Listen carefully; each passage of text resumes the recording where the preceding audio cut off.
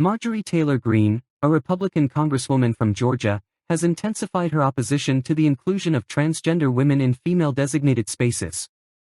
Referring to transgender women as biological men, Greene claims their presence in spaces such as bathrooms, locker rooms, and sports teams compromises safety and women's rights.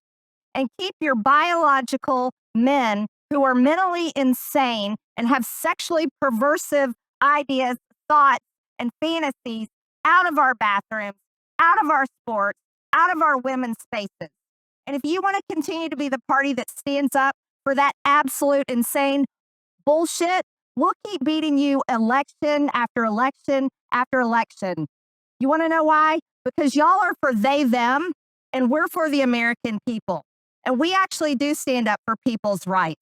We stand up for the unborn. We stand up for women and children, and we will protect them from the deranged lunatics that you all call women.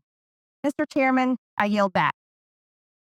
Keep your biological men who are mentally insane and have sexually perversive ideas, thoughts, and fantasies out of our bathrooms, out of our sports, out of our women's spaces, Greene stated during a public address.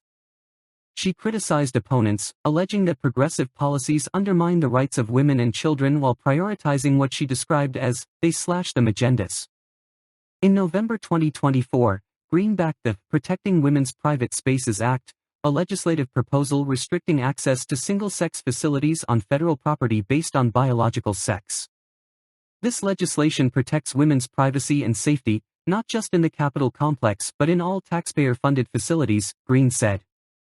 Her stance aligns with previous legislative initiatives such as the Protect Children's Innocence Act, which sought to criminalize gender-affirming care for minors. Greene's comments and proposed measures have sparked significant debate, with supporters praising her for advocating women's rights and critics accusing her of targeting marginalized groups.